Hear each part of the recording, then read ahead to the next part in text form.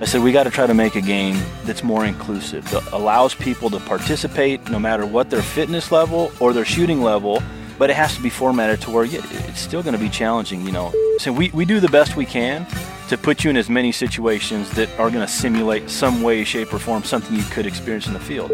You start getting into these shot scenarios where you might very realistically take a 60 to 80 yard shot if it's in your effective range at an angle that's 35 to 45 degrees uphill or downhill. That rangefinder's not going to give you the exact number you should be shooting at in angle mode. It's flawed. I try to simplify shot sequence for bow hunters, because you start talking about transfer load and different things that the USA Archery coaches, a bow hunter is going to look at that and be like, what?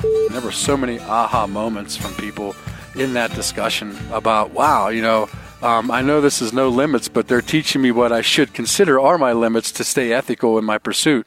Hey, this is Phil Mendoza with No Limits Archery and Alpha Bowhunting, and you're listening to Living Country in the City. Y'all ready for your dose of flyover state spirit? Straight from the concrete jungle? Well, put down your latte and pull on your boots. It's time for Living Country in the City. Hey y'all, welcome to episode 74 of Living Country in the City. This episode is brought to you in part by the Go Wild app. Y'all, the Go Wild app is the fastest growing app out there for hunters, anglers, and outdoorsmen. As many of y'all know, other apps such as Instagram and Facebook are not always the most friendly when it comes to the hunting community. One of the greatest things about the Go Wild app is that it not only is friendly to hunters, but it gives back to the hunting community and supports our wildlife and wild places. And Go Wild is really so much more than just yet another social media app. It really centers not around amassing giant amounts of followers, but really building a community of people around the activities that we all love. And they do that by making it so you really follow content instead of a specific person. When you go into the Go Wild app, you can follow certain trails. And these trails are all kinds of things, whether it's elk hunting, bass fishing, camping, DIY, or recipes. You really get to see all the cool stuff that you like and really customize the experience for yourself. And I'll tell you what, the community surrounding this app is incredible. I had gone on a rather unsuccessful fishing trip, and I ended up losing a lure that had been in my tackle box for decades. It had a lot of sentimental value to me, and I was super bummed about losing it. I had posted up about it on the Go Wild app, and had one of the community members, a guy named Dane Stanfield, reach out to me, and he had pretty much the exact same lure in his kit and offered to send it over to me. It was such a cool gesture, and that's just the kind of people that you run into on this app. I have seen so many people reach out with genuine questions and just get piles and piles of information. And as a new hunter, that's super exciting for me to see. There's really a lot of other cool features in this app. Make sure y'all check them out. You can find them at timetogowild.com.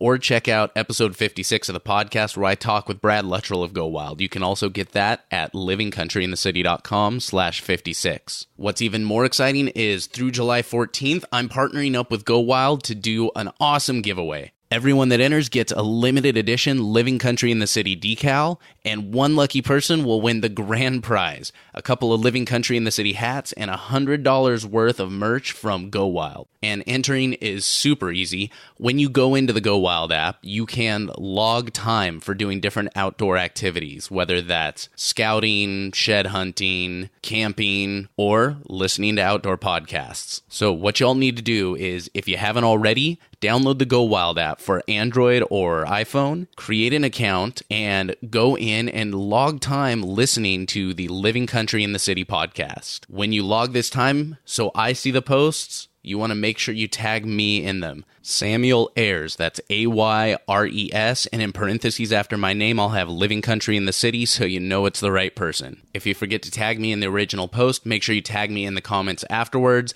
because if you don't tag me, I'm not guaranteed to see the post, and I won't necessarily get your entry in. Everyone that logs time in Go Wild for listening to Living Country in the City will get that limited edition Living Country in the City decal. And once a week between now and July 14th, whenever you log that time, you're also getting an extra entry for that grand prize. You can find entry instructions and all the official rules at livingcountryinthecity.com/Go Wild giveaway. So download that Go Wild app, start logging your time listening to Living Country in the City, get your free limited edition decal, and get your entries for that grand prize.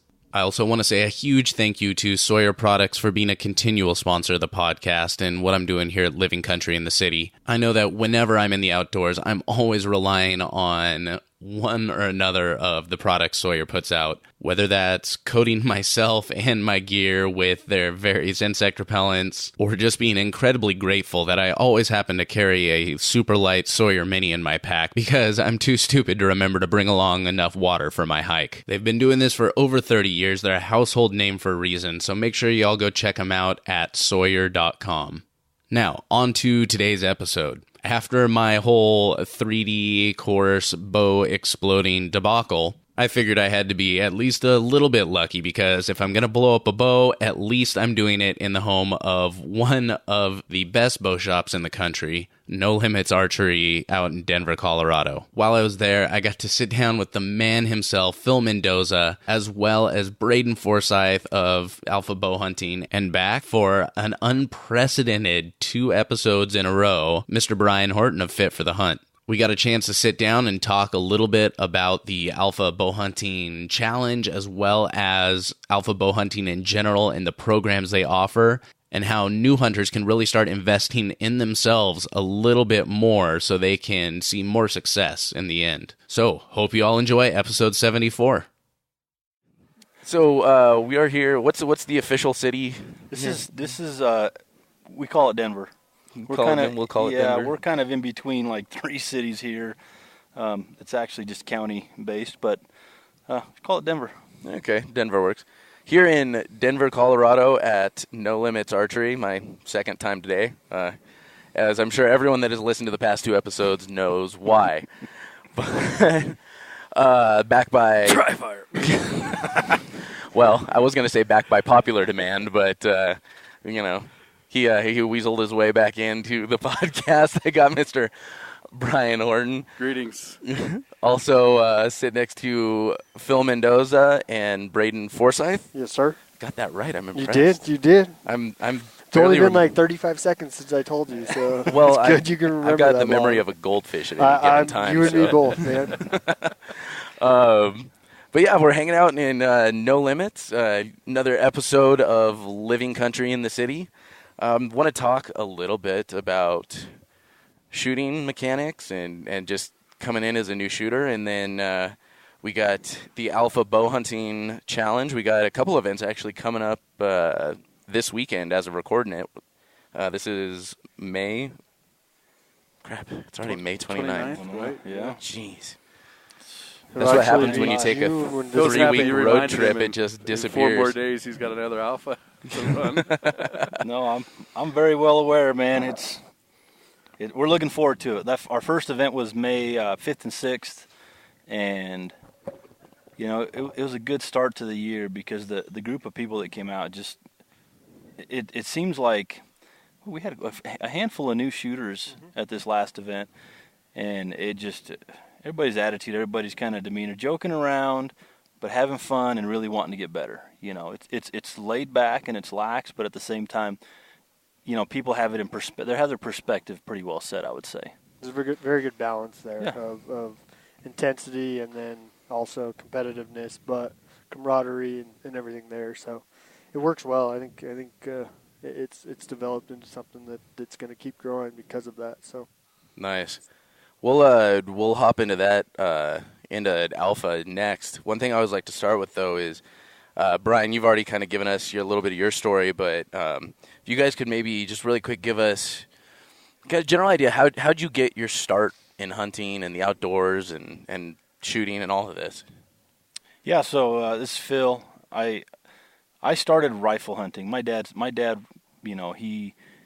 he come to this country illegally in the early 70s, and I'm not embarrassed to say that just because anybody who knows my dad, he's established himself as more than a good member of the community, and owns 3 successful businesses. He's he gives back so much all the time to the community, and he taught me. He learned from some guys that when he was here that took him out, and he taught me as a youngster. It took me out when I was really young. Rifle hunting primarily, we got into that really heavy, and then I started archery hunting after college seriously. So were you raised here in Colorado? Or? Born and raised here in Denver. It's been since 2009 that I opened up No Limits Archery, and I mean it's been fun. It's been a challenge because I work. This is my second job. My primary job is with my family. We have a family-owned demo and excavating company, but it's that passion project type, but to see it grow to where it's at now, it's just an awesome feeling to be able to sit back and reflect a little bit, but not get too comfortable, because these guys know me. I'm always grinding. I'm always thinking about what's next, what we're doing next, and we need to try this, we need to do that. So, but to go back into the hunt story, man, it's just been. I was blessed to have a father and a couple uncles that really. I mean, my Uncle Ben and he was only 10 or 12 years older than I am, so he was the youngest of my mom's siblings, and he was an animal. I mean, high school wrestler.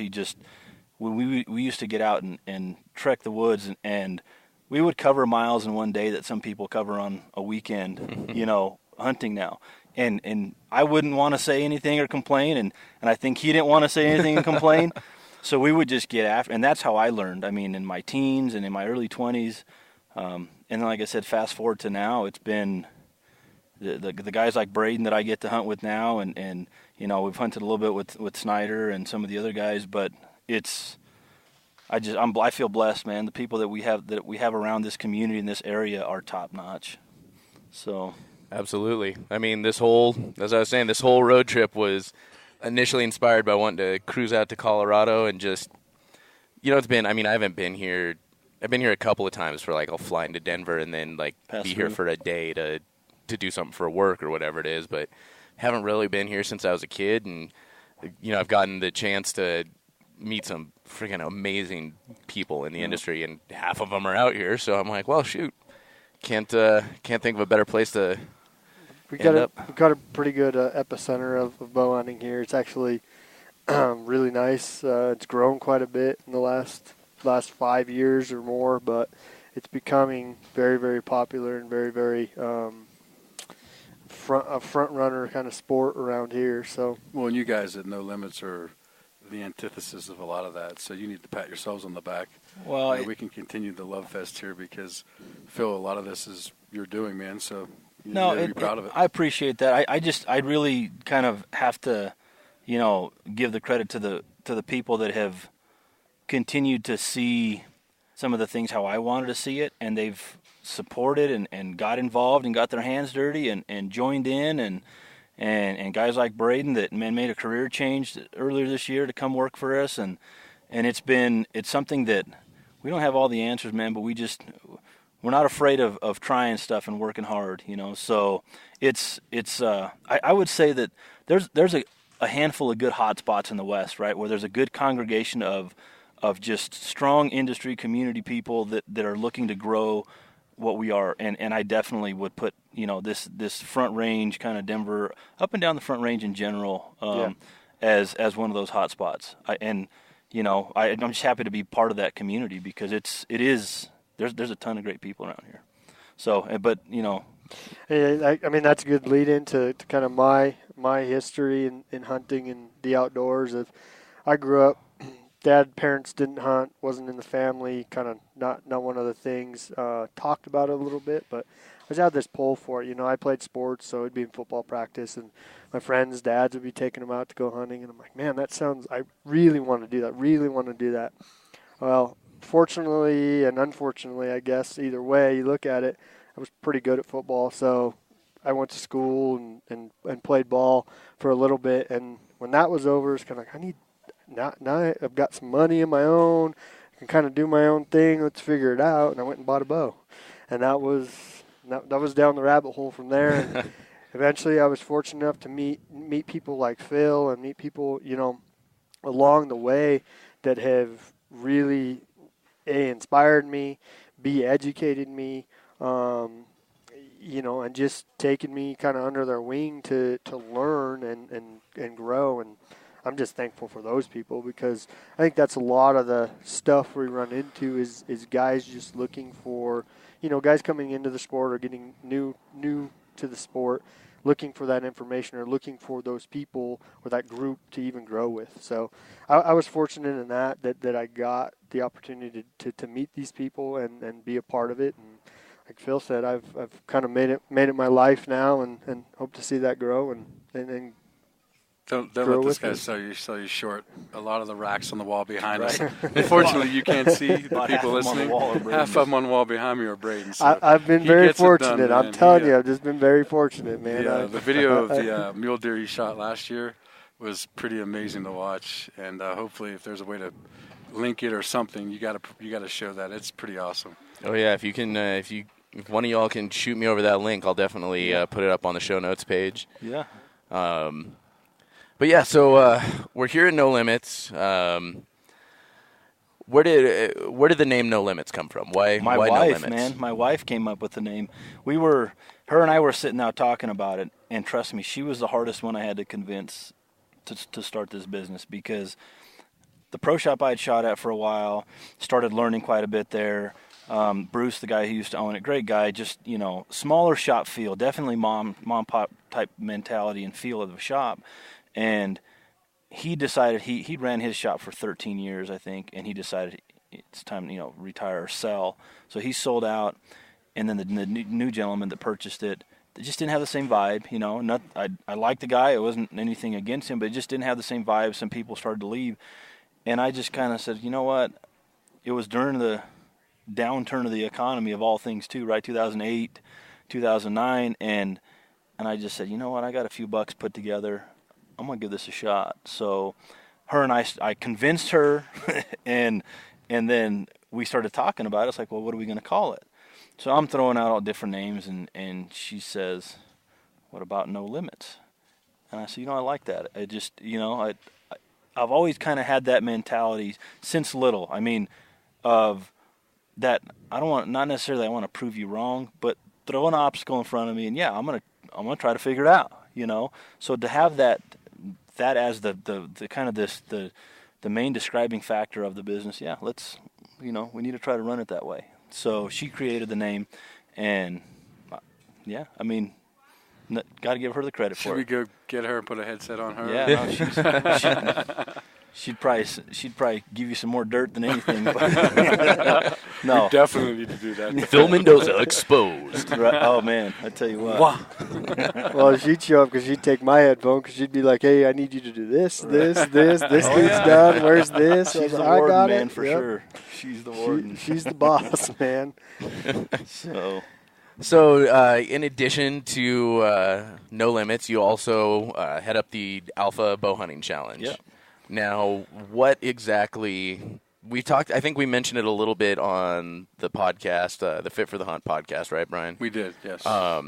So maybe just from your perspective, give us the elevator pitch of what is the Alpha Bowhunting Challenge. So the challenge itself is a competition series that we're in our third year of running that event, and I competed in ASA archery for 5-6 years, and from an amateur I worked my way up to the pro class. So I spent a lot of time learning that game and learning how to strategize and playing that game.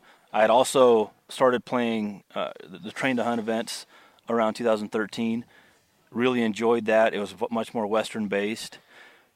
But there was still a lot that intimidated people in any type of archery event, right?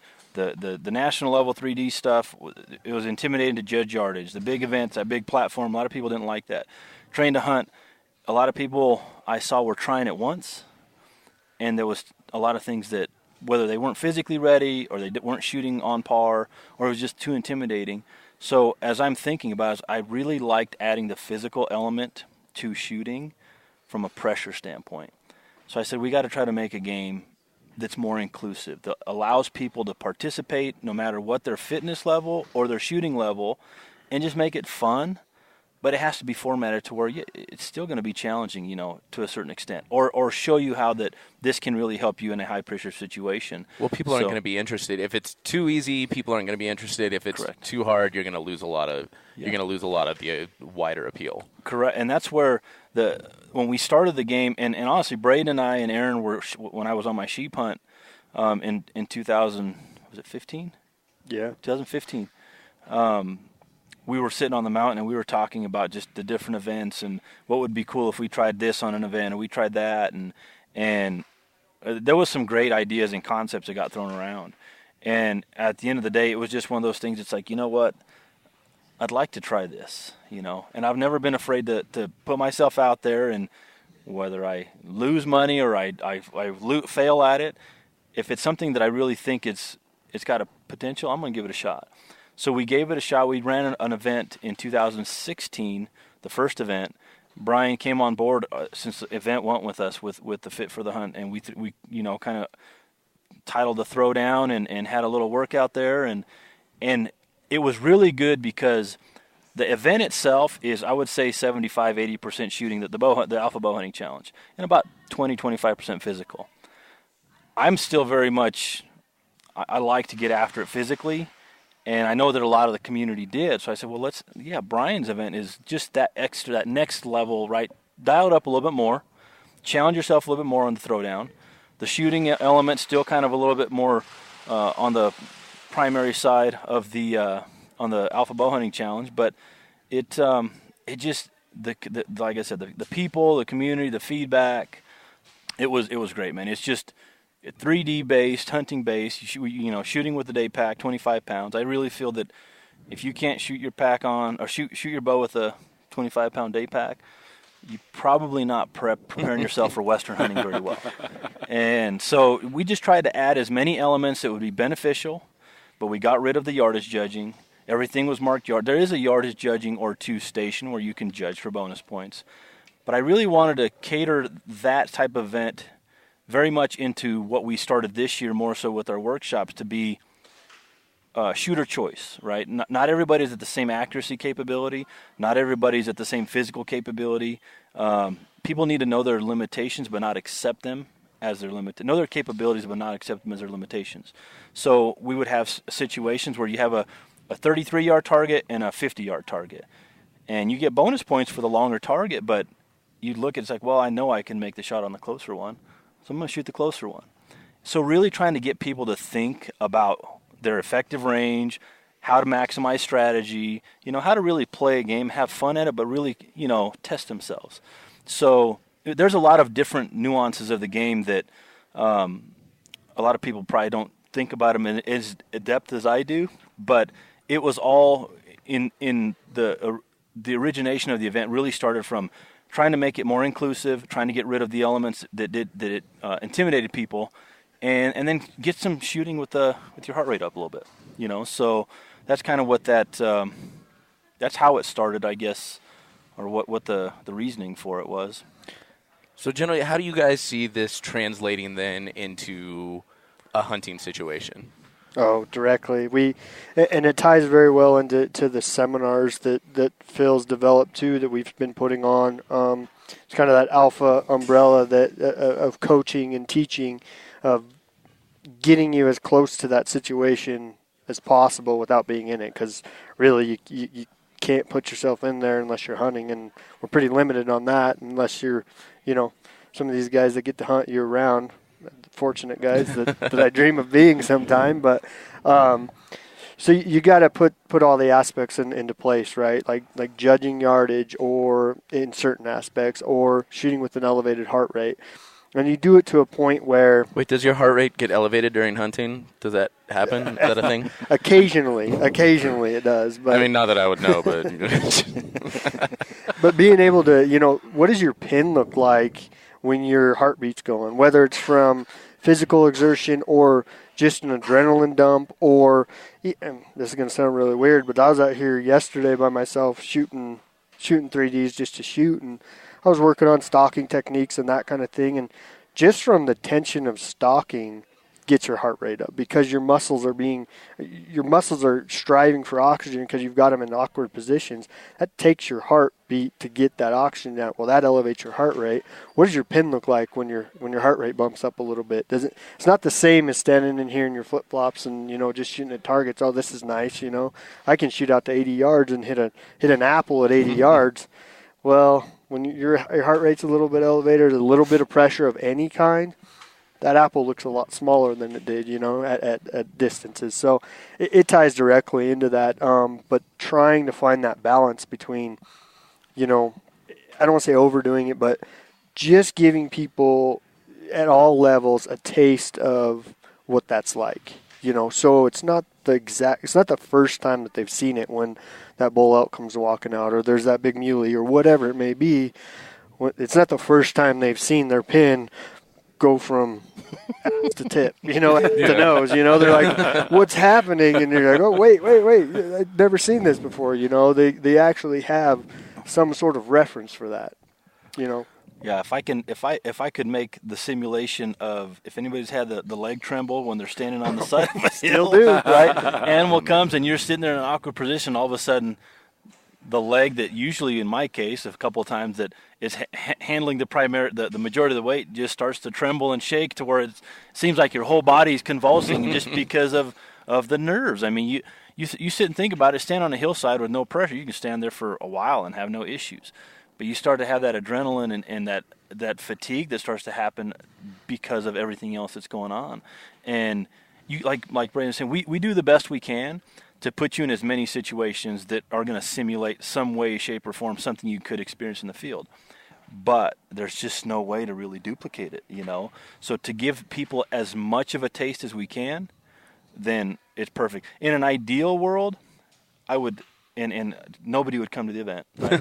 But if I ran the event, and then the 3D kind of qualifying round that we do, if I had everybody, I was the second portion of that, sit them down in a classroom setting and actually have them write down and quantify, because that's what we'd really do in our workshops, is help you quantify and organize situations and what you could experience. If I can sit them down and say, okay, target 1 was this, how do you feel you did? Write down your target 2 is this. What did you take from this target, right? Maybe you shot it great, but okay, target 3 was this, the distance judging, or the target choice. You want to shoot the further one or the closer one. You chose to shoot the further one. You didn't shoot it as good. What did you take from that, right?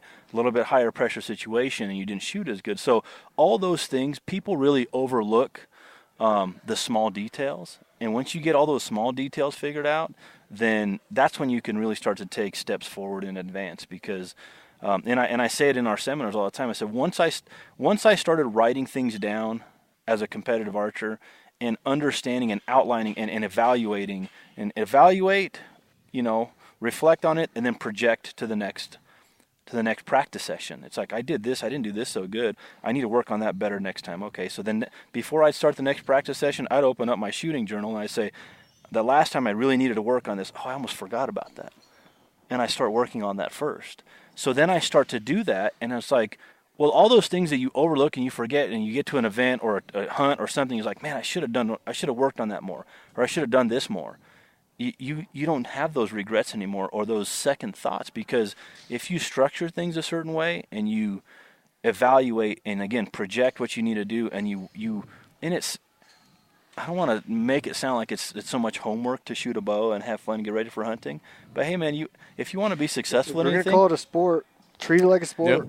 And there's training methodologies in all sports, and the structure to those training methodologies is the baseline, right? Yeah. And that's all that he's done, is bring a structure to it for people to follow, because people just come in and shoot, and that's great, shoot your bow, but that structure, if you don't have that, you're not getting the full potential out of what you're doing. And Brian can attest on the fitness side. Totally agree. The fitness world is so much far advanced than everything else, right? Or than like bow hunting, for example, right? We're looking at two different industries, but in fitness, why has CrossFit grown to the realms that it has? Why has powerlifting, why has that been so big? It's an Olympic sport.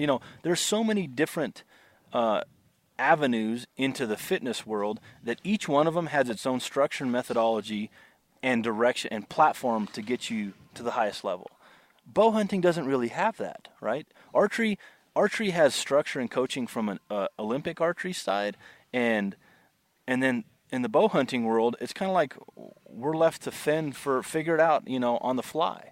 And if, like, we talk, if you don't have a dad or an uncle or a grandpa that really knows the right way to go about doing things, and I wouldn't say the right way, a good way about going about things, then man, it's like we're setting ourselves up for failure.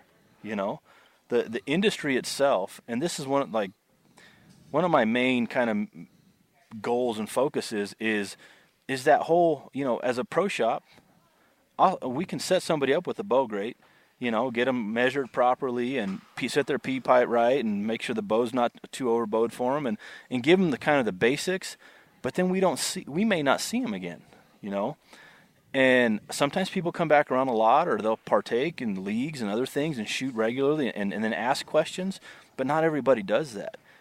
And then to think that those people are going to head out into the woods and they've never shot broadheads, they've never tuned broadheads, they've never tuned their bow, They don't, all those things that you overlook, and they're like, my broadheads are hitting 6 inches left at 30 yards, I'll just hold off. Those are too many things for you to think about when you're in the woods. That moment of truth, you're trying to calculate Bad that. news. Right? So the structure is really lacking, in my opinion, and that's what we've tried to do with some of the workshops and the seminars. And then I've created this whole online coaching platform that it's structured to take somebody we've got a level 1, we've got an intro series, then it kind of progresses into the second series, and then the third class, the building blocks, is kind of what we talked about with the big workshops we've been doing, which it gets more into quantifying your effective range, how actually mapping it out, and then using math and using as much as we can your accuracy, the constants to figure it out, and then organizing into some methodology just to help you quickly remember certain scenarios and stuff. And it's just, at the end of the day, if you sit back and do a Cliff Notes version of it, to me it's very simple. I can explain it to somebody in 3 to 5 minutes. But if I don't take you 2 steps backwards and explain to you how I came to this and how we came to that, how you plug yourself into the next portion, and then you progress, then you're really not going to truly understand. If something is missing or you need to fix something, you're not going to have the same knowledge base to say, I know how I can fix that now because I understood how we got there in the first place. So it's been good, man. It's been fun. The whole Alpha umbrella with the events and the workshops, and then having the facility here that we have at No Limits to be able to teach people there. I wish this was my main job, man. I wish this was my full-time job, because there's so many more things I'd like to do, because I know that we're offering value to a lot of customers. So it's just it's been fun, man. So from the events to everything else, it all has a purpose, I guess. You know what? Regarding Phil's comments too about the seminars, I've been bow hunting since I was 12 or 11. We're not going to tell you how long that's been, but and I took the day-long seminar, and I can tell you, it was extremely eye-opening. I mean, not that I thought I knew everything, but when you add into it the kinetic energy upon impact, and you add into it the kill zone size of different game, and you add into it the range in which you are most constantly hitting, the furthest out you can go within that same group that you need to be to hit that kill zone consistently 100% of the time, and then dialing that back to add in the hunting elements to go with it, the position of the game, the speed of your arrow, the thickness of your arrow, the cutability of your broadhead, whether it's a wide cut or a skinny cut. I mean, there are so many factors that a lot of people may think of, but Phil ties it all together and almost puts a bow around it. And you could see in that class, there were guys there that put animals down a lot, guys there that haven't killed a thing. And there were so many aha moments from people in that discussion about, wow, I know this is no limits, but they're teaching me what I should consider are my limits to stay ethical in my pursuit. Because, I can hit a bullseye at 60 yards every 3 arrows. Well, that means 66% of the time you're wounding that animal, you're not killing it. So should you take that shot, and do I have the kinetics and the penetration within my shot, my setup to actually successfully harvest that animal or not? And so his education side of it was unbelievable. It blew me away. And I mean, I would really highly recommend anybody take a chance to listen to and that I appreciate that, right? And it's something that it's perspective, but at the same token, when you put everything out on the table and you look at it for what it is, like Braden, on the physical side, I've hunted with him. He has no limitations, right? We've hunted our tails off and covered area and packed out. There's no limitations there. And I'm not saying Braden has limitations on the accuracy side, but because I will. He's taking down animals. Relative to his decision making on where distance. he shoots animals might be in question, like But pursuing them through the mountains of Mordor. Is that correct? The things like I've learned. I try to learn from everybody I'm around because you never know everything. You always got to be learning. And when Braden and I that mule deer hunt that we've alluded to, we filmed it and we have it up on YouTube on the Alpha Bowhunting channel. The process of thinking the approach and the stock and how should we go about it and what should we do, it was awesome because I know my ways of how I would probably do something, and I watch somebody else do it successfully, and it's like, man, that I probably would have done this, but I might have done this different and that different. Well, man, he just checked all the right boxes, right? Even when there was a curveball thrown, same thing, just made the right decision.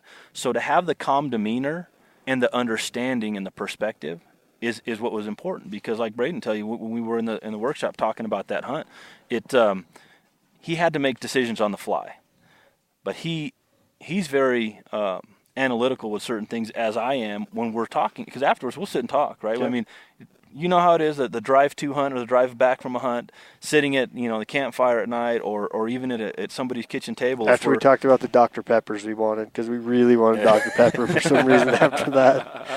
But you sit and think about all that stuff, and as I'm my mind's working with how I can help other people understand that, I need guys like Braden and like Bo that can say, hey, well, yeah, we understand your framework, but maybe we should try to explain it this way. It's like, man, that's a great idea, right? Because that articulates this better. And then we take his experiences, and then we've mentioned in the seminar, I've got 4 or 5 good employees here that I learn from them as much as they learn from me. And I've taken from them their hunting experiences, and I sit there and I kind of mash them together. And then all the customers that come in and tell us their success stories and their failure stories, and it's like, and I'm thinking, it's like I'm listening. That's a great story. I'm sorry it didn't work out, or that's great it worked out.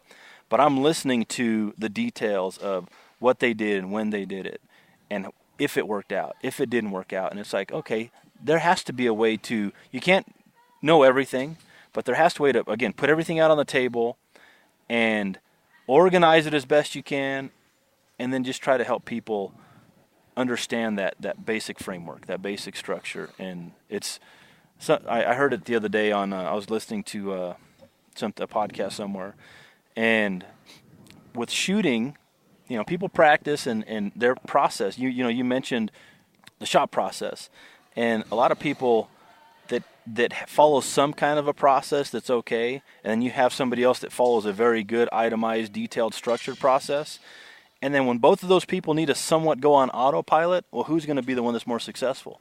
The person that's very much more structured and, focused on what they're supposed to be doing. Because in that situation, in the moment of truth, in that high-pressure situation, you don't think things through. You get distracted. You get, sometimes lost. And if you don't have something that'll put you back into that moment of clarity that is structure and then put you back in a sequential order to be successful, then again, you go to the example of the person that doesn't have a very good structure, but he practices all the time. Well, guess what? In that hunting situation, your kind of scatterbrain method of practice is going to show itself out in the hunt. So that's what we're really trying to coach with what is the Alpha Bowhunting kind of umbrella of everything. And in the events is have some form, have some structure, have some discipline. So when you do get into those oh crap moments, and I don't want to say in a bad way, it's just you got a 200-inch mule deer in front of you and you don't know what to do or how to act. You hopefully have practiced and structured yourself well, that you're, as much as I hate to say autopilot, because I don't ever want somebody to feel like they're not in control. You're always in control. You're always one mental command, one verbal command, one thing that's going to put you back into a place of familiarity and direction. But in that event that you have a crappy system, you have a crappy autopilot that you're falling back on, then you're in trouble. And that's where, like I said, I just trying to help people within that process, like Brian has mentioned, just painting the whole picture as best we can, because we don't know everything. There's the last methodology that we incorporate in our workshop is meant for variables, because if you get to a situation that you still can't figure the situation out, you go use these 3 principles and start thinking about things. Put yourself back into control or a place of familiarity. Say, okay, this is very similar to this. Okay, now I know where I should go, how I should proceed. So it's been fun, man. It's just, like I said, I geek out on certain things, and I know a lot of the guys that work with me here do too. Yeah, we do. We'll spend hours down there geeking out with each other over 5 grains of arrow weight, and arguing about it like, no, that's wrong. No, that's right. I like it like that. Wait, hunters have differing opinions on arrow setups? And they both can be right. I'm learning so much. And they both can be right. It's the crazy thing, you know what I mean? So, but, yeah, I mean, that goes a lot to say to the guys downstairs. We've got an awesome group here that not only just the educational portion or the informational portion to the customers, but educating them instead of just selling them. Here's a bow, here's some arrows, go shoot, go have fun. Here's a good starting point for you if you're just starting, or here's what I see that you may want to change or work on, and those types of things. So that really, I think, goes a long way for the shop, and then continues on in that alpha realm. So well, and I've heard Phil talk about the fact that, like he said earlier, it's easy to come in and fit someone for a bow and send them on their way. Yeah. But he's really taking it to the next level, Sam, and that level is, now where do I go from here? Now that I have this $1,000 piece of equipment or more, or $500 arrows, whatever, and the Alpha seminars do really start from day 1, week 1, if you're a beginner. And so if you are a beginner and you are looking to get into this or at least get a decent base of knowledge, I highly recommend his beginner's seminar number 1, because he really is going the extra yard, taking the extra step with shooters, and not just sending them on their way and just churning sales out, and just trying to create that baseline that other sporting events and or sports have. As a beginner, where do I begin? Let me practice this, then move on and practice this, and move on and practice this. So he is treating it like a sport, and he's actually added an element of consistency to it for the beginner to start with. And so you asked in the beginning of the conversation, I come at this from I don't know anything kind of situation. If I'm new, what do I do? Well, I mean, Phil has created a platform for that, and there's not very many that I know of in this industry or shops in this industry that have taken it to that next step. No. He's actually creating a paradigm shift, in my opinion, in this industry by establishing what he's done. Yeah, and there's some great resources out there from an educational standpoint, but and I've mentioned it before. Guys that I've listened to their podcasts or have consumed some of their information, and how I go about teaching something may not be just exactly how they do, but the thing that I see a lot of other people doing, and even don't take this the wrong way, right? Podcasts or YouTube videos and that kind of stuff are almost like a shotgun blast of information, right? And if you don't know how to take it and organize it and almost compartmentalize it or structure it to where it's like, I need this and this piece and this piece and this piece to help me here, as I'm starting with my equipment. Okay. And then you get into the, what about my shot, my form, and my foundation, my shot sequence? Okay, well, I need this. And so what I've just done is just that. It's our 1.0 structure is very basic. It's equipment information. It's showing you how it mounts on a bow, showing you what some of the features are, and it's all my opinion. It's some of these things are from manufacturers also saying this is why this is here, this is why that's there. But it's kind of our mental, it's kind of our description, I would say, as to some of the things that we sell, some of the things on the market. And then at the end of that first course, after you understand the terminology and why certain pieces are there, I start with a basic shot sequence. It's not the same shot sequence as you're going to see on the USA Archery, kind of their Olympic level recruit. I like that process, and there's some things that actually align with what we're talking about. But from a bow hunting, I try to simplify shot sequence for bow hunters, because you start talking about transfer load and different things that the USA Archery coaches, a bow hunter is going to look at that and be like, what? What's that, right? So if they start understanding structure and we give them a simple process to follow, and they start ingraining themselves in that, for them to take the next step, and everything we coach is take the next step. Always look to take the next step.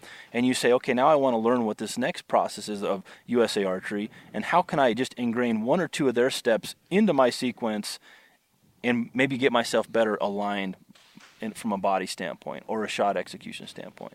So I'm actually going to load another video in the second portion of our online courses that articulates the difference between our shot sequence and USA Archery, because if you look at what is really the only coaching structure out there, it's USA Archery from a certification and a coaching standpoint. And those of the people that have been through that coaching structure understand that. And I'm not trying to not align myself with that, but I'm just trying to take the target world and take the bow hunting world and kind of mesh them in between, if that makes sense. Because you need to look at the target archer from an accuracy standpoint and a technical standpoint, but how it applies, and is it practical for a bow hunting perspective? Not everything is. So I try to just take a real world approach and common sense approach as to, this is your shot sequence, this is why it's important, this is how you should ingrain it. And then the progression of that gets into, using a tension release, a hinge release, target panic, some of the other things. But I've just structured it so when you start seeing the shotgun blast of information from podcasts and other resources, John Dudley or George Riles and some of these high-level coaches that are great, but if you don't have that foundation and that framework to understand, well, man, the way that I'm executing my shot with my my draw arm and my release position and how I'm actually rotating my elbow. If they're trying to coach that, and your framework sucks, you're trying to band-aid a problem.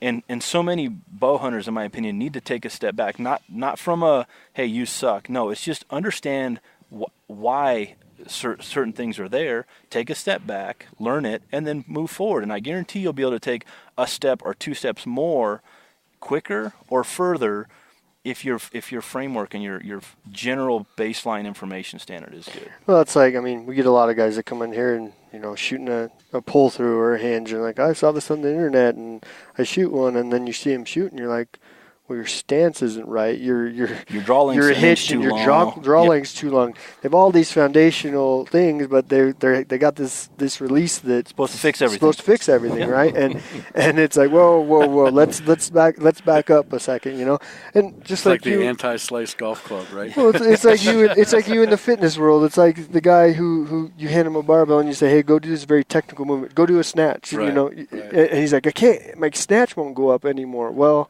you're limited because your foundation is not right. That's a good point. So let's take it back to the PVC pipe. Let's take it back to get your draw length right. Let's take it back to get you in a blind bail. Don't worry about the target in front of you. Let's teach you how to execute a shot correctly again. Then we can build from there. And that ceiling doesn't exist anymore. That ceiling is gone. If they're disciplined enough to get it right in the foundation, that ceiling is no longer there. All right, just really quick, we're going to pause right there so we can hear a word from one of my partners. All right, y'all, we all know that it's possible to get into the backcountry and take that big buck or bull with a set of surplus store camo and a Walmart tent. But let's face it, quality gear can often make the difference between checking out early due to sheer misery and pushing through just a little bit further to find success. But all this gear can start to add up, and that's why I'd recommend shopping at Black Ovis. They carry high-performance hunting gear from all the top brands like Vortex, Crispy, Sitka, First Light, Mountain Ops, and Stone Glacier, often at a nicely discounted rate. I've yet to find anywhere that offers a more reasonable price, plus their shipping is free and their customer service is unmatched. Additionally, by making the choice to shop at Black Ovis, you're supporting a company that's involved in and gives back to the hunting community. It's where I do all my gear shopping. And whether you're just looking to replace a few items or build out a brand new kit, Black Ovis is the one-stop shop for super solid hunting gear. Additionally, you can help support Living Country in the City by doing all your gear shopping at Black Ovis. Visit livingcountryinthecity.com/blackovis, bookmark the link, and use it whenever you do your shopping. So if somebody was going to come in for the series of courses here in the shop, what's kind of the span of time that those take place So in? we've done it a couple ways to where we have like 55 minute, hour-long basically workshops. And to break it down into that time frame, the 1.0 course, which is very much the beginner, this is a quiver, this is a rest, this is a drop away rest, this is a limb-driven drop away rest, this is a driver sight, explaining the details of equipment, why they're there, and then getting into the shot sequence. I do that class in-house for free, usually a couple times a month. And I've created that class for free. That's Building Blocks 1.0 is what we do at No Limits Archery. Because, again, the customers that come in here, I don't ever want them to walk out the door feeling like, well, I didn't really understand this, or I didn't, they put this on my bow, but I really don't know why it's there. Okay, so we offer that class for free. So whether we sold you something or you bought it somewhere else, come in, ask questions, learn that basic the basic principles and terminology. And then the 2.0 course gets into the progression of what is shot sequence, anchor points, release selection, release settings, peep sight, understanding your peep sight, and the process within the aiming, the sequential process that should be what are you doing while you're aiming. That's kind of the second portion, the Building Blocks 2.0. And then the 3.0 gets into your tension, your hinge releases, and that kind of thing. Online, I've kind of congested it to, I just have 2 courses that incorporate kind of the 3. Because it's just, it was easier from an in-house perspective. As we're doing hands-on workshops, I had to kind of limit it to 1-hour workshops. So the online courses are, you can kind of see the videos that are on there, but the 1.0 incorporates a little bit more on the online than it does in-house, just because I don't have a time limitation on the online stuff. So that's kind of how it starts. Once you get past the 1.0, 2.0, 3.0, that's when we get into what's the online course that is the Alpha Bowhunting system, that is the Building Blocks 3.0 is what we call it online. And that's what gets more into really honing your effective range, quantifying your effective range, right? That it's not just an accuracy thing. It's got to be an accuracy plus an energy plus a understanding your hunting style. So once you understand those multiple components and you spit out what is your effective range, then we actually break it down from there further and start showing you how to put certain hunting scenarios within each cluster to know. You were essentially building a playbook for you to know green light, red light when you head out into the woods. Yeah, this is in my green light. This situation falls into this category. It's a go. So you've already made the decision before you exactly get to before you get to the situation. Yep. You've already made that decision whether or not you're going to take that shot. So it removes that panic decision making when you're there. We're eliminating maybe. Is really the ultimate goal. We're eliminating your maybe. Maybe creates problems. And once you know it's a green light, then you're on. There's no question. You commit to it, and you're full bore. Well, it adds you to have that the process confidence, down, and you're prepared for that. So. Yeah, and there's, with animals, that's, like I said, the last portion of, so that's kind of the major portion of it, but at the end we introduce one more kind of methodology that in that event where maybe you've gotten to a spot where you think this is green light and all of a sudden the animal moves or turns, walks away, and things start to be fluid, right? Everything in a hunting situation is usually a fluid. So there's one more methodology we coach at the end that starts to talk about the variables. And in that event to where hopefully it's one thing that you go into this methodology and it kicks you back into your framework of green light, red light. If not, you go to the second progression. Is that enough to kick you back into green light, red light? Okay, maybe not. Maybe you go all the way to the third progression. And every one of those things is pointing you back to all the stuff that you've just worked on ahead of time. Because like anything else, you're, like Braden mentioned, you're not going to go from never having done a snatch in a workout to going to a competition where you're going to test a max on your snatch or whatever. You're not going to do that. So why do we do that in the woods? Why? That's the. And I'm not the I'm not the best hunter out there. I've missed. I've wounded animals. I've had situations where I was ready to cut the bowstring on my bow. Okay, it's gotten that bad for me over the years. Not the last few years, as I've started to really self-discipline myself more. And start to hone in what is this structure that we're working on. those moments of regret and why did I do this, or I should have done that, those have started to go away, and it's been very much more,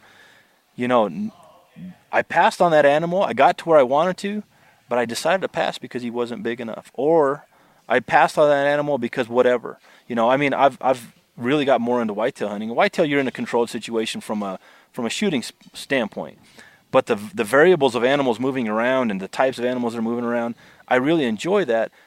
But I could have tagged out on a whitetail buck every year that I've been out hunting. And I haven't, because I'm enjoying being there. I'm enjoying everything else around it. And I wouldn't call myself a trophy hunter, but I'm just trying to shoot a little bit more mature animal. So it applies to everything, even in the whitetail woods. I say that our system is very much applicable for Western hunting, but there's still certain things you put in that type of playbook that you're creating for yourself that falls for any type of hunting. Well, I think one thing is really important, if I may, to hear what Phil just said. I mean, that's coming from a man who's shot professionally, who's a pillar in this industry, who has just admitted there's been times when he thought about cutting his bowstring. So, I mean, that level of practice and that level of frustration, if he experiences it, I guarantee you, other people, or the majority of other people, are absolutely going to experience it. Because I've seen him shoot. I know he pounds at least 100 arrows a day, every day before the season starts, or more. And he's shot thousands and thousands and thousands of arrows. So the point is, for him to admit that, I mean, that should open the eyes of the amateur or the novice, like wide-eyed and just ready to just absorb what he has to say. Well, one thing, and to not to argue with your comment by any means, but one thing I do want to point out with what you said, though, is shooting a bunch of arrows is it's not practice that makes perfect. It's perfect practice. So there's 100 arrows a day. Do you better than 100 moderate, medium, whatever, mediocre arrows a day versus 50, 25 or 50 really, really good structured practice arrows? What does you better, right? And that's what I think a lot of people, especially new guys getting into it, but I think a lot of people in general don't understand. They just want to go out and shoot arrows, which is fine. It's feeling your bow. It's getting a feel for your bow. It's understanding your bow. But if you're not putting some structure to that, you're not going to be the best you can be. It's like swinging a golf club incorrectly 1,000 times. Sure. You're just going to get worse and worse and worse because you're not doing the right thing. Or you go back to the snatch. Exactly. You do 1,000 snatches and 1,000 snatches wrong. In my case, you don't correct anything. Right. It just creates bad habits. Actually, more bad habits. You just make bad habits. Yourself or whatever. And even to take it again one step further from, the years that I spent trying to play competitive archery, right? I'd say trying, because even though I earned into the pro class, man, I got my butt handed to me the times I was shot there. And it was great because I got to shoot with some of the best shooters in the world. And I truly believe that the guys that can judge yardage and make a shot, which are the pro division of the unmarked shooters in a 3D type of event, are some of the best archers in the world, because not only do they have to keep their mental game on point after they've judged the animal, then they have to make that shot and hit that bonus ring. But anyway, to go back, I started to, once I started to write everything down, and even in my hunting situations, I'd write down blown stock, this is what happened. I mean, I sat there on my sheep hunt after I had a couple bad situations happen, and I'm writing it down. I'm at night with my headlamp on, writing in my little journal. And when I started to understand that, and I started to kind of really build and outline the framework of what we're talking about here, I started looking, I was like, man, I shot, of the last 10 animals I shot, 8 of them were from I was sitting or I was kneeling. I only shot standing at 2 animals. And how do we practice most of the time, right? We practice standing up. Perfect stand. Flip-flops, no way. If the wind blows, we come back inside. I'm going to go back inside with you, It's like, man, I'm shooting a 34. This is a kite. And then you just think what is, in any way, I mean, my perspective of Western hunting is you're on the ground trying to get as intimate as you can with those animals, and we're allowing technology to, again, band-aid that level of intimacy that we need to that we enjoy, I would much rather take a 20, 30-yard shot than a 60 or 70-yard shot all day long, but that breaking the ground, shortening the distance, getting into that intimate zone, we're starting to lose it a little bit because of everything. I guess it's just the evolution of equipment and technology. Being able to shoot 100 yards, you actually lose a lot of the experience of stalking in on the animal, being in close and seeing that, and just the practice and difficulty and everything associated with that. And that's my game. I like to get close, man. I like to be right there with them. Because I'm not as good a shooter as some of these guys. B, because I just he shoots the bow pretty well, though. Don't let him fool you. That's what I like, that challenge to it. And actually, I think I'm pretty good at it. I'm good at picking stalking routes. I'm good at making those moves and getting there. And that becomes the ultimate challenge to me, is getting as close as possible and then taking that animal, so. And just understanding how to take it again one step further, that, you can measure yourself standing in perfect situations, but as you start to, and we really emphasize testing yourself within multiple scenarios. I mean, we have a whole section of the all-day workshop that we do where we take you outside and we test you. We're not even testing you at your max, We're testing you at 2/3 of your max and still holding you to the fire to measure yourself according to that vital size that you should be holding for.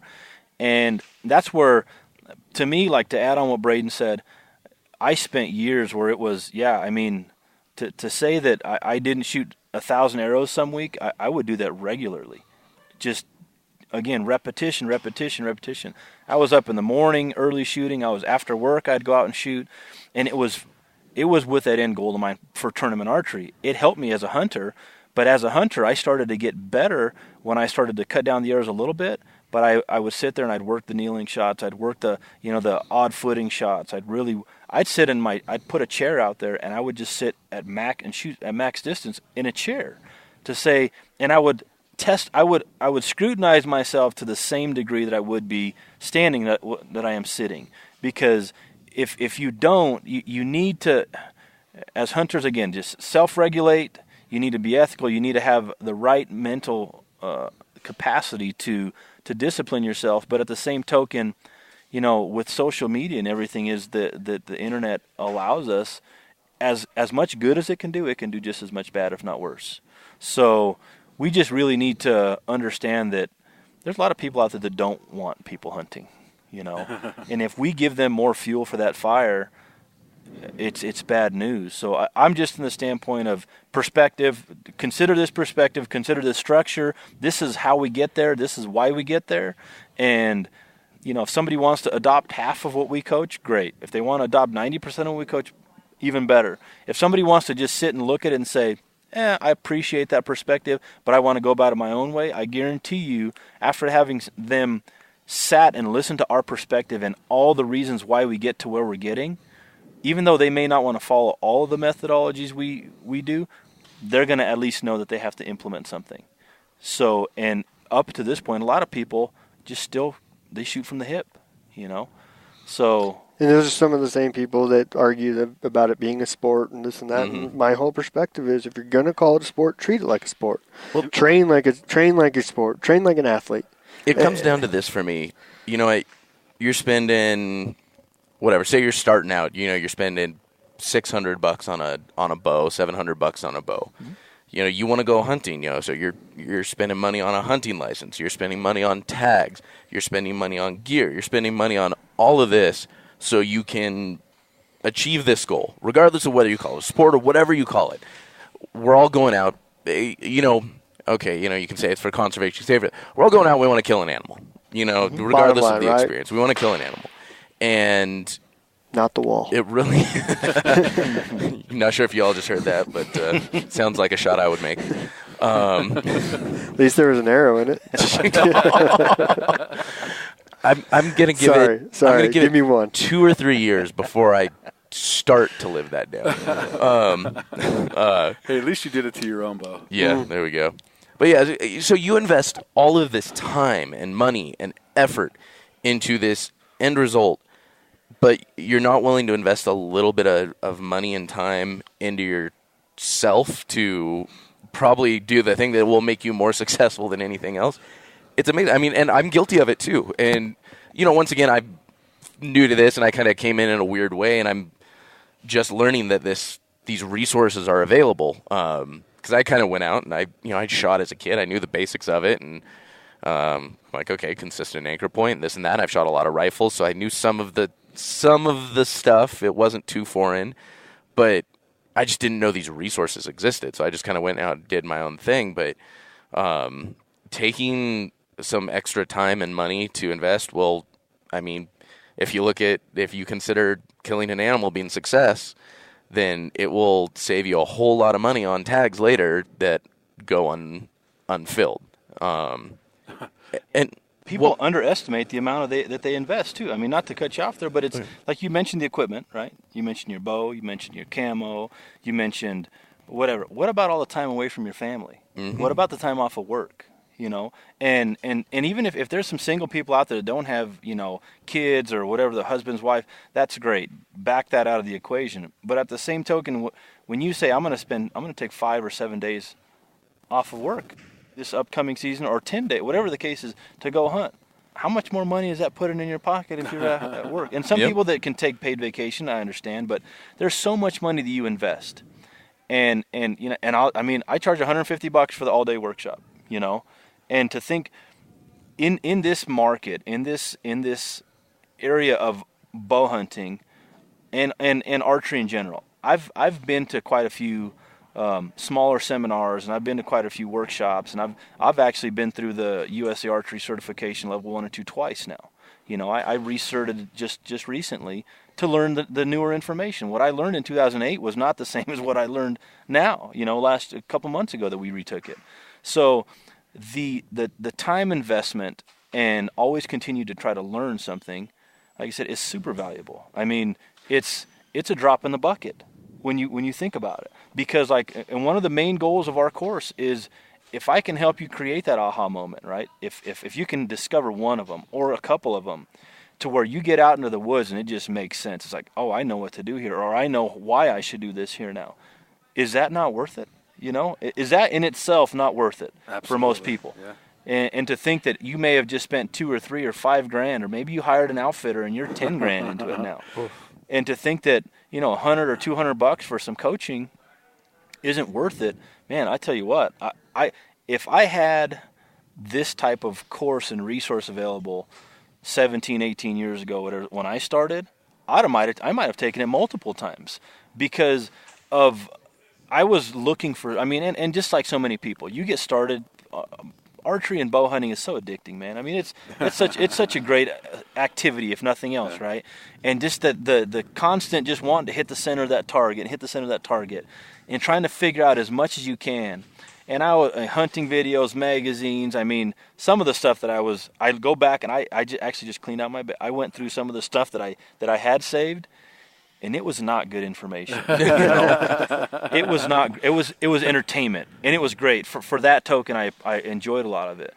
But if I can help somebody speed up their learning curve a little bit, there's no magic pill for anything. There's a lot of time and hard work you need to put in anything you want to do good at. But somebody who's newer, that didn't have a dad or didn't have an uncle or doesn't have a big brother or somebody to kind of coach them along the way, instead of you spending the next 4, 5, 6 years figuring stuff out the hard way yourself, spend some time, and maybe over the next couple of years, you're going to acquire the same skill base and you know, experiences, because it's guided now. It's structured. Speaking of the money, I mean, the money in those additional years that I spent. Yeah. I mean, I've gone through. I'm one of those guys that no kids, no wife. Basement's filled with hunting stuff, and I've gone through that, and I'm like... Ladies, we'll post up his Instagram handle coming up soon. If you enjoy wild game meat. You can cook it. You can come over. But the money I spent on trinkets and this will help solve your problems, or this is going to be the next thing, or this is this, the money I spent on just that over the years far exceeds any money I could have spent on education, you know, and having this resource and having something like that. And from a student perspective, with regard to Phil's courses, don't get intimidated, man. They are very simple to follow, very easy to understand.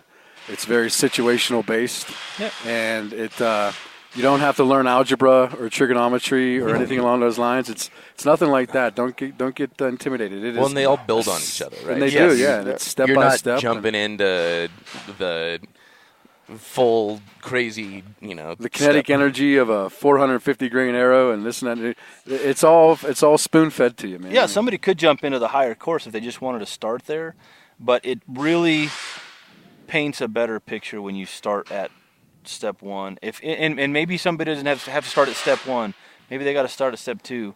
But you know, it's it very much. The one series kind of leads into the next series, and then the next series kind of leads into the third, and then the fourth part of the pyramid is of the coaching structure gets, like Brian mentioned, it's very much situational based, but it's based off what you're working on within that playbook that you've created in the third course to apply, right? Test and apply. Why we should be working on it. We should be discovering before we head out in the field what we should be doing. Again, there's always variables, but you need to have as much scripted and as much practiced before you step foot in the woods as you can, because there is so many variables that are going to get thrown at you. I think the biggest one for me, Phil, was pretty eye-opening when I learned, based on my setup and my poundage and my kinetic energy and the arrow speed and everything that I'm carrying, what my yardage reduction is across the board from about 35-degree angles and lower. Because I'm 20 yards. I have to aim with my 20-yard less pin at a 30-degree angle shot or bigger. I mean, you're referring to like a cut chart and stuff. Yeah, cut chart, and yeah, I mean so that was pretty eye-opening. It never dawned on me. All right, it's a 40-yard shot uphill at a 30-degree. I got to shoot my 20-yard pin. Yeah, I mean that's crazy to me. And it was like, wow, okay. You know, and that's something that actually in the 4.0. So the 4.0 course, what I did is with the first 3 workshops that we've done with the in-house workshops, the all-day workshops.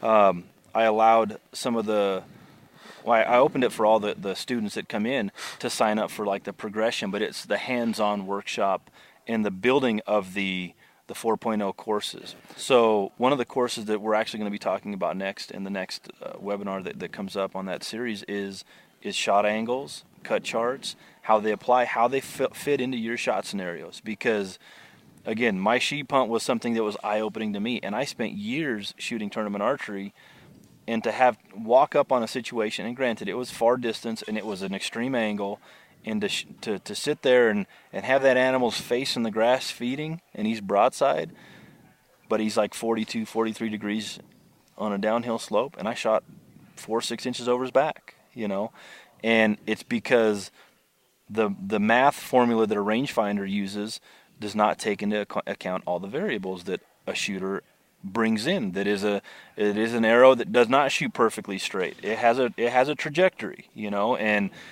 how you plug yourself into a cut chart and how it you know leans over to a rangefinder, and where that percentage of error starts to get too great to where you can't trust it anymore. And I don't know the exact lineation for everybody, but I can tell you more or less where you need to start looking at it. And if you're a person that's like, I'm never going to shoot anything steeper than 25, 30 degrees and anything outside of 45 yards, trust your rangefinder. You're going to be within that margin of error. You're going to be good. But you start talking about shooting at, like, you know, the hunt that Braden and I went on, or the sheep hunt, you start getting into these shot scenarios where you might very realistically take a 60 to 80 yard shot if it's in your effective range at an angle that's 35 to 45 degrees uphill or downhill. That rangefinder's not going to give you the exact number you should be shooting at in angle mode. It's flawed because of it's using a math formula that's based off constants and 0 variables. Trajectory is just that. Trajectory is a series of variables that your arrow is, you know, and everybody's mass weight of arrow and their draw length and how things, you know, are projected is not the same from person to person.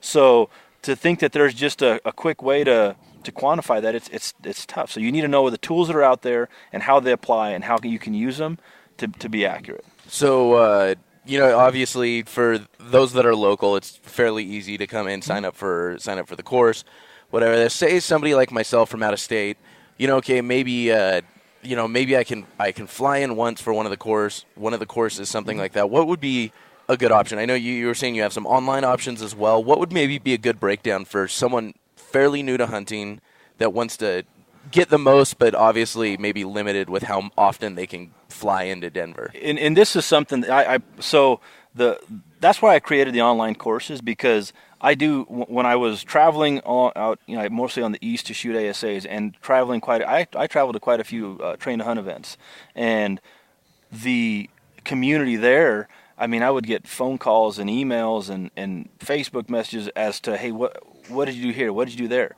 And it's because I took the target world and I played in a bow hunting game, and it was the right combination to show people.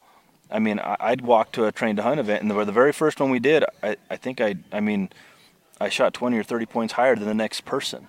It wasn't like, a close stack. It was, and I'm not trying to say that from an arrogant standpoint, but people they didn't know how to relate the two worlds together.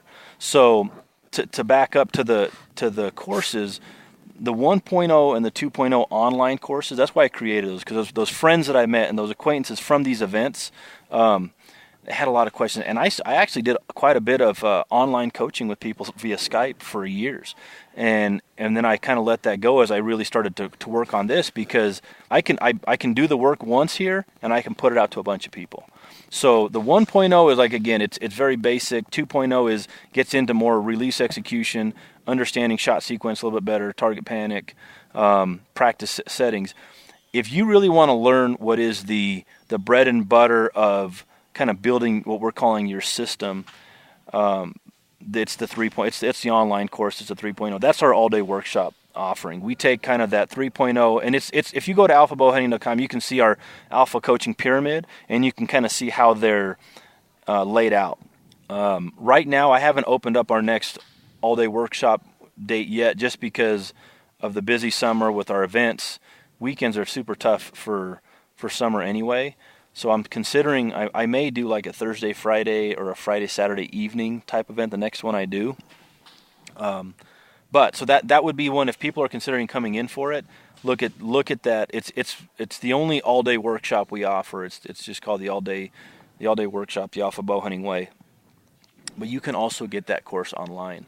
What you think this episode will probably go up in a week or two, or probably about 3 weeks. Okay, so by that time, I have an offer that I'm going to be throwing up, actually. So I wrote a short booklet called Targeting Buck Fever, and it's some story based. It's kind of some introduction as to how I got to where I'm at now, as far as some of my stories, some of my competitive days. But I'm going to be running a promo offer that I'm going to give people the book for free if they pay the shipping. Okay, so if they go to alphabowhunting.com on the home page, by that time it's going to be up. They can click on that link, and they're going to, at least if they're not sure, they want to kind of get a taste. Well, I mean, pay $7, I think, is whatever we're charging for shipping and handling. Get the book for free, and learn a little bit as far as some of the way that I go about articulating things. And if they like that, then get into some of the video courses, because the video courses are on there as well. But yeah, that's kind of how we have it structured right now. Moving into next year, Braden and I have already talked about doing some more. Once people have kind of worked through the pyramid, just like anything, sometimes there's questions, sometimes people want a little bit more hands-on. We're going to be working with, there's going to be probably a select few coaches that we're going to be doing some more via Skype one-on-one stuff, but it's going to be very much coaching the structure that we have. It's going to be based off helping you work yourself through the pyramid, work your system, work your playbook, and then give you some personal training kind of methodology behind it. So that's it. So we're going to be incorporating that probably winter to first part of next year with that. So that's going to kind of be the progression of the coaching structure. But yeah, man, it's outlined on alphabowhunting.com. Like I said, you can get all the courses online, or you can dabble if you want to, but that's kind of how the framework is. So say if like I wanted to come in and like have the experience of being here and like in person, maybe do 1.0, 2.0 online and come in for that 3.0 hands-on. That'd be that. We actually had people from South Carolina. We had people from New Mexico. I had people from Wyoming. I think there was somebody from Arizona that came to one of the events, one of the workshops. So we've had people traveling in already. Wisconsin, we had Wisconsin. So there's been quite a few people travel for the workshops, but that's probably the best way. Yes, to simplify that. 1 and 2.0 online is easy to understand. And then as you come into the event, we just ask that you're sighted in with, as best you can be. Hopefully you're dialed in, It may or may not be the hunting setup you're looking to hunt in the woods with, depending on the time of year. We hope you're as close to that as you can be, because like I said, we really tried to measure you and quantify things and lay it out for you to understand, okay, I can get better directly in this category by doing this. I can get better in that category by doing that. But you really don't know unless you put everything all together and you lay it out. So that's kind of what the all-day workshop gets really into. I really like it. It's funny, as we've been talking, I've been thinking about just the Alpha, the challenge, as well as the courses, and you look at a lot of these other events and these other challenges, and they're fitness events. You look at these other courses, and they're archery courses, but these are very much like the challenge. It's a hunting event. Sure. It's that touches on fitness. It's not a fitness event. Right. The courses, they're not archery. They really come down to hunting courses, because it's like you said. You took that important tidbits from the sort of Olympic archery style, and you combine that with what's going to be useful to hunters. And I really think that's what it comes down to, and what is most valuable, and what makes I guess the Alpha system is what you're calling it. I mean, look at the game, the game in general.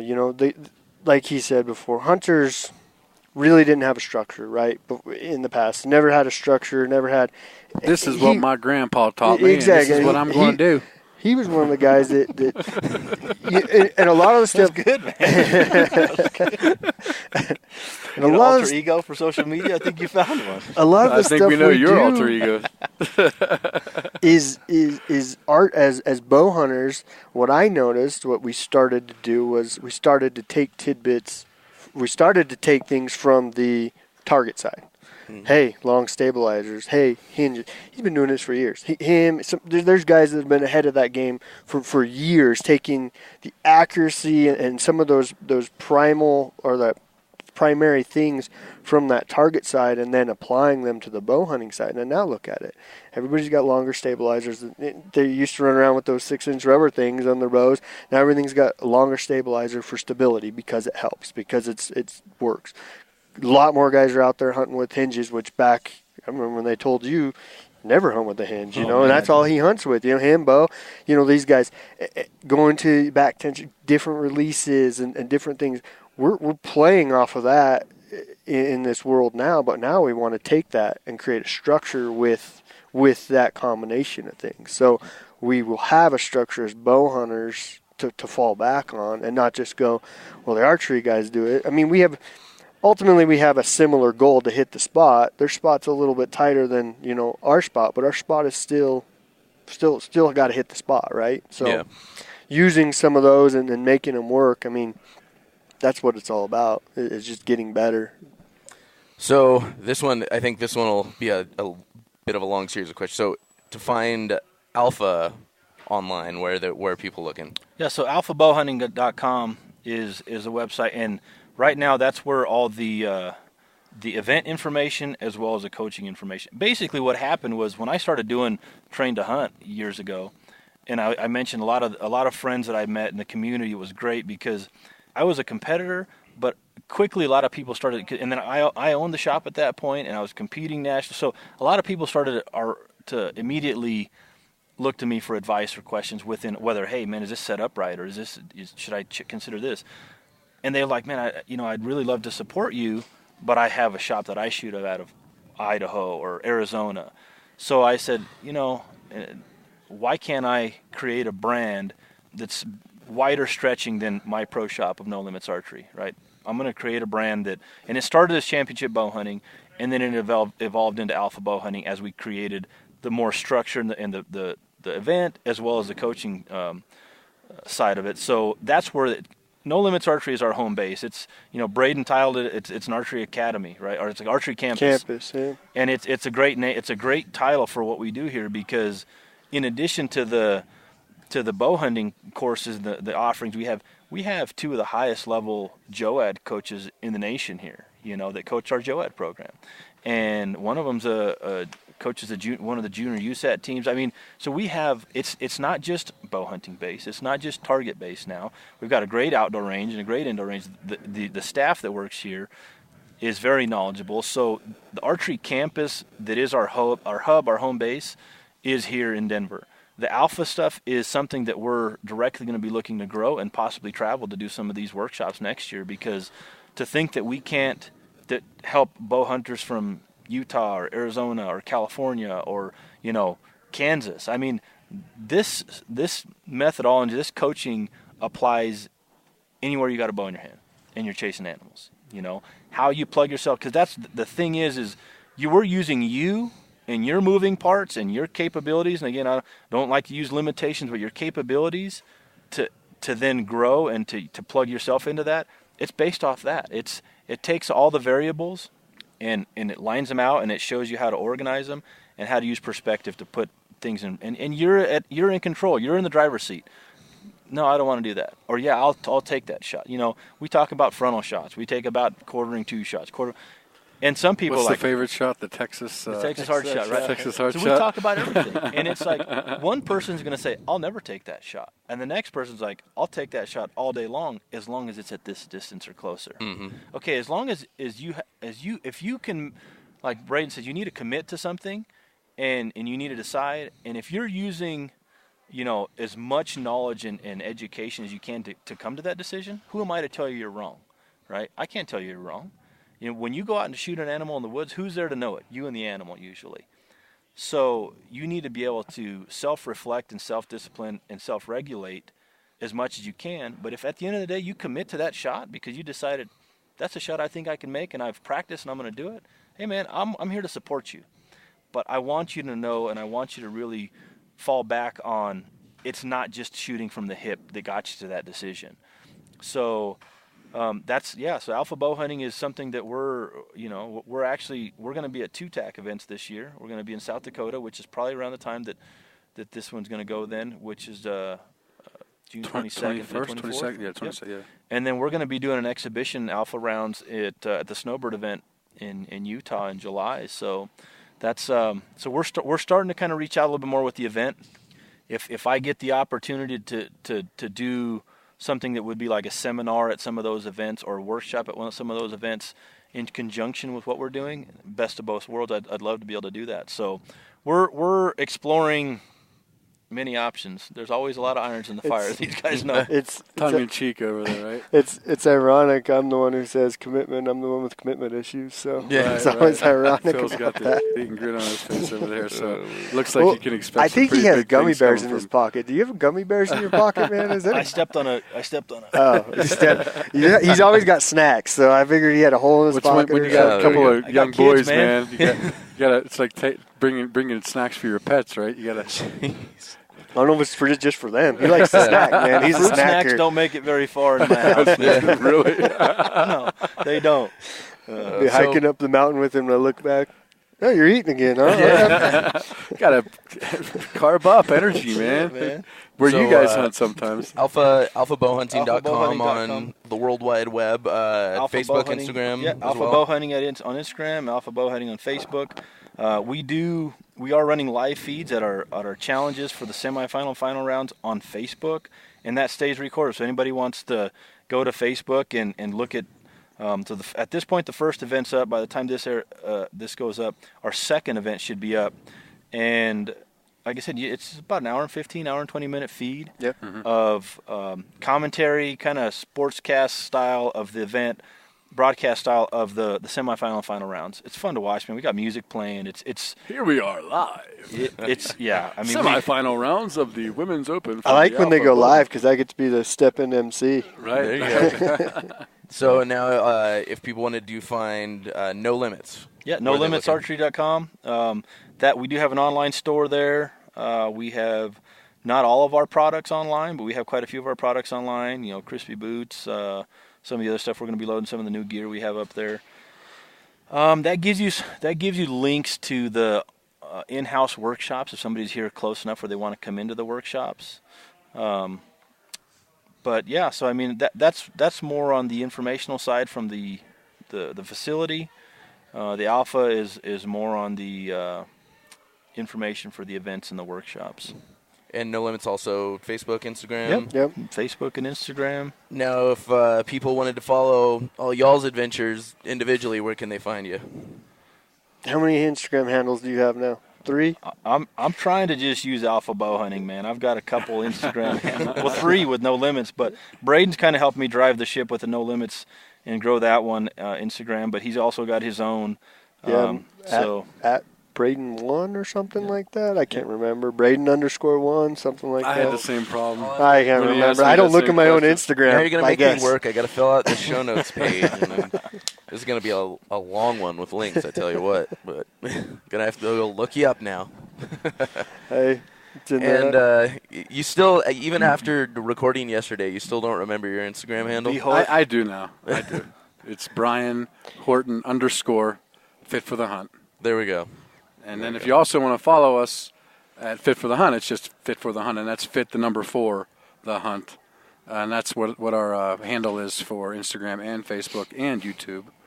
And it's www.fitforthehunt.com if you want to join our community and sign up for a free membership and support us that way, or buy some swag, or or see some announcements and see what we got going on with our next few events or the Fit for the Hunt throwdowns that Come play at the next part of the Alpha. Event. We're in the throwdown, and there's just a lot to this training for what we do, right? We can't recreate the moment of truth. You can't do it, but you can take aspects of your hunt, fitness side, Fit for the Hunt. Shooting under pressure, the Alpha Challenge. There's other avenues, the TAC events we shot last year. That's an incredibly good training exercise for mountain shooting. It's unbelievable. You take all those little parts and pieces and you treat them right and you train on them right, they're going to put you in the best position to be successful. I know. Just Sam, be prepared to invest in arrows. Sam, yes, be prepared to invest got rid of a couple arrows. boxes, didn't you, in Utah? Oh, yeah. That's good things. All I can say is good thing I met Isaac Elman at that event. Otherwise, I would have been hurting a lot more afterwards. Thank you very much, Isaac. And you have those long arms where you can scratch the bottom of your kneecaps. Oh yeah, they're all laughing at my. So you're like a 32-inch draw or something. 30. I think I'm a 30.5-inch draw. Okay. Something like that. I'm blanking on it now, but yeah, no, I can scratch my knees without having to bend over at all. So as we're closing out here, I always like to end with, once again, this podcast is really focused on people either that don't have a background in hunting or just new hunters in general, or folks from the city that don't have the resources. Like, say, if you lived out here and easy access, somebody comes up to you, says, Phil or Braden or Brian, I really want to do this, but it's just I don't feel like I can, or I'm intimidated, whatever that is. What encouragement or words of wisdom would you guys have for them? You got something good? You go ahead. I do. DBAP. What's that? DBAP, yeah. Well, hey, man, that's. I think that if they listen to and I haven't heard it, I've just heard, right? But the Frank and Aaron podcast might have plenty of inappropriate name bombs there, but it's a health announcement, right? Yeah, right. No, I would Dr. probably, Frank. right. I would probably encourage people to. It's easier said than done, right? But don't be afraid to step out of your comfort zone a little bit, because anytime you're going to achieve growth in anything, you're going to have to get a little bit uncomfortable. The one thing that I'll tell you is the bow hunting community is probably one of the more welcoming communities of any I've been a part of. So if you probably don't have to ask more than 3 people for help, because you're probably going to find it within one of those 3 people, and whether it's the right help or the right direction, we'll see how that goes. Well, and depending on what you're asking, all 3 of them could be right and completely different answers. Correct. Right. Yeah. Right. So I just, again, don't be afraid to step out into that, world of being uncomfortable, because initially when you're learning stuff, it's going to seem possibly uncomfortable, but after that, man, I tell you what, it's just, there's so much good. That's why I decided to, one of the biggest reasons to start this type of business is because I told my wife, I want to raise my kids within this community, because what I had experienced up to that point was enough for me to say, even though the stories get a little bit obnoxious behind the counter sometimes, to have my kids grow up in this atmosphere, and I got 2 boys that are here a lot, and that should say enough in itself, right? Is that's just it's a family type atmosphere for sure. Ask questions. Don't be afraid to ask questions. I mean, I was fortunate enough to be put into positions where I was around people, like Phil and like Aaron and like some other guys, good friends up north, Brandon and Caleb at 30 North. I was blessed to be in a position, but I just asked questions and kept sticking my nose in there, like probably to the point of annoyment. But you know what I mean? Probably. But it was there. It was there. But I'm charming too. So, but it's just ask questions. Don't be afraid to ask questions. And like Phil said, it's just being able to get out of your comfort zone. We're never going to be the best we can be if we're never out of our comfort zone. We're just going to stay at that limit, right? If we're not putting ourselves in uncomfortable positions and putting ourselves where we struggle with something and have to work through it, you got to be prepared to get uncomfortable, and that's perfectly okay. Everything's going to be okay, in the end. So ask questions. Don't be afraid to get uncomfortable. I think those are 2 of the best pieces of advice for people getting into it. Well, one more thing for perspective, right? Just for perspective's sake.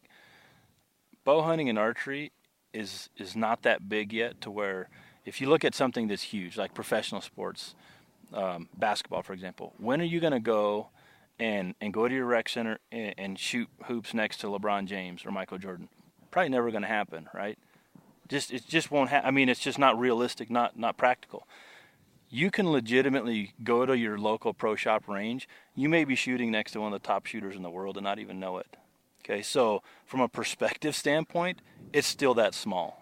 It's still small enough to know that, and to think that one of those people that you may ask a question to, maybe one of those people that are amongst the top shooters in the world. So, again, it's hard to know who they are if you don't know the world, but it's very possible because might have to Google them.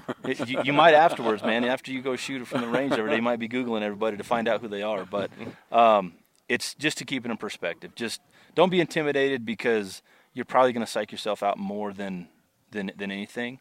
It's just well, yeah, to give you my perspective on I guess what my advice would be is there's going to be discouraging moments, but don't get discouraged.